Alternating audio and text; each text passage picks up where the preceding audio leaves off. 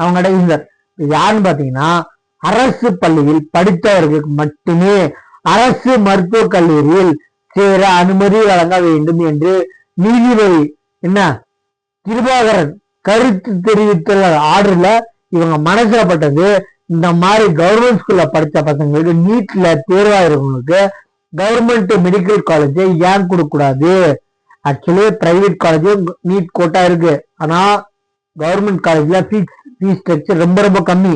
அதனால ஒரு ஜட்ஜு ஒரு கருத்து தெரிவிச்சிருக்காரு, கவர்மெண்ட் பள்ளியில படிச்சவங்களுக்கு மட்டுமே அரசு மருத்துவக் கல்லூரியில் இடம் கொடுத்தா ஒவ்வொரு எம்பிபிஎஸ் படிக்கணுன்ற மனசுல இருக்க ஆசை பசங்களுக்கு அப்ப கவர்மெண்ட் ஸ்கூல் போவாங்க, அப்ப ஆட்டோமேட்டிக்கா பசங்க போறாங்க அப்படின்னு சொல்லிட்டு அந்த தொகுதியோட எம்எல்ஏ அந்த தொகுதியில் இருக்க கவர்மெண்ட் ஸ்கூல்ல நிறைவேற்றுவாங்க, இம்ப்ரூவ் பண்ணுவாங்க. அதே மாதிரி கெஜ்ரிவால் கையிட்ட எம்பி ஒவ்வொரு கவர்மெண்ட் ஹாஸ்பிட்டல மட்டுமே எம்எல்ஏ எம்பி துணை முதல்வர் ட்ரீட்மெண்ட் போகணும்னு சொன்னீங்கன்னா ஒவ்வொரு ஏரியாவோட கவர்மெண்ட் ஹாஸ்பிட்டல் இம்ப்ரூவ்மெண்ட் சொல்லியிருக்காரு.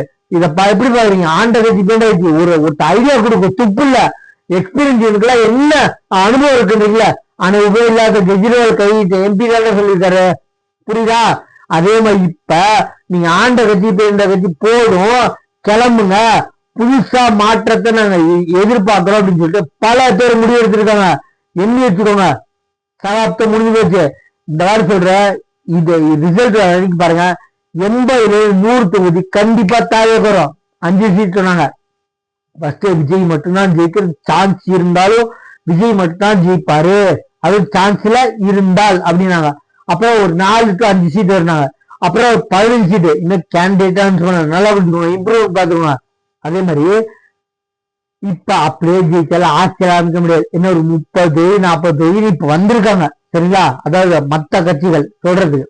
ஆனா இப்ப சொல்ற 80-90 தொகுதி நல்லா பார்த்துக்கோங்க, 80-90 தொகுதி வருவாங்க ஆட்சியில் எம்எல்ஏவா. இவங்க தான் கிங் மேக்கர். இவங்க கூட யாரு கூட்டணி வச்சுங்களோ அவங்க தான் ஆட்சி அமைக்கிற மாதிரி இருக்கும். இல்ல இவங்களே ஆட்சி அமைக்கிறதுக்கு ஒரு வாய்ப்பு கிடைக்கலாம். ஆனா 80-90 தொகுதி கேரண்டி பக்கா. இவங்க வேண்டாம் வெறுப்புல வேண்டான்னு சொல்றவங்களே கிட்டத்தட்ட 30% ஓட்டு விடுவோம். மிச்சம் ஒரு 10% தாராளமா இவங்களை விரும்பி போடுறவங்க போடுவாங்க. வேண்டாத வெறுப்பு இவங்க பாருங்க, ஆண்ட கட்சிக்கு எந்த கட்சி எலெக்ஷன் ரிசல்ட் ரெண்டுக்கு தெரியும். இவங்க வேண்டாத வெறுப்புல எவ்வளவு பர்சன்டேஜ் ஓட்டு விடுவது. அதே மாதிரி இப்ப எதை நம்பி சொன்னா, இந்த ஆண்ட கட்சி பெண்ட கட்சியை நம்பி பக்கத்துல இருக்க மாநிலத்துல நான் இப்ப வேற ஒரு மாநிலத்துல இருந்தேன், இவங்களுக்கு யாரு போட்டாலும் ஒண்ணு விளங்காதுன்னு சொல்லிட்டு போகாம இருக்கிற மென்டாலிட்டி வந்துச்சு. நான் போனேன், போகாம போய் போட்டு என்ன பிரயோஜனம்? ஓட்டு போட்டு எல்லா இடமும் ஒண்ணுதான், ஒரு எல்லா கட்சிக்காரனும் ஆண்ட கட்சி பெண்ண கட்சி எல்லாமே சுல்சு தான் பாக்குறாங்க. ஆனா இன்னைக்கு நேற்று ஒரு வீடியோ கொடுத்தாங்க, ஓமன் நாட்டுல இருந்து 23 பேர் ஒரு கேங்கா ஆல்ரெடி கிளம்பிட்டாங்க, ஏர்போர்ட்ல இருந்து வீடியோ போட்டிருக்காங்க. நம்மளுக்கு ஆண்ட கட்சி பெண்ண கட்சி பக்கத்து மாநிலத்துல இருந்து தன் கை காசை போட்டு வர்றதுக்கு ஆள் இல்ல. ஓமன்டா இடம் திடீர்டா ஓமன்ல இருந்து வராங்க, மலேசியால இருந்து சிங்கப்பூர்ல இருந்து 10 நாள் முன்னாடி வர்றதுக்கு நிறைய பேர் எக்கச்சக்க பிளான் பண்ணிருக்காங்க. யாரோ ஒருத்தவங்க யூடியூப்ல சொல்லியிருக்காங்க, பல லட்சம் பேரு தாவேக்க ஓட்டு போறதுக்கு வருவாங்க பாருங்க அப்படின்னா. அது இப்ப உண்மையாச்சு. இப்பதான் எக்ஸாம்பிள் ஓமன்ல இருந்து வர்றாங்கல்ல, அதே மாதிரி சிங்கப்பூர் மலேசியால எலெக்ஷனுக்கு 10 நாளுக்கு முன்னாடி நிறைய பேர் டிக்கெட் புக் பண்ணிருக்காங்க, வருவாங்க, சரிங்களா? எக்காரத்து கொண்டும் ரிசல்ட் அன்னைக்கு பாருங்க 80-90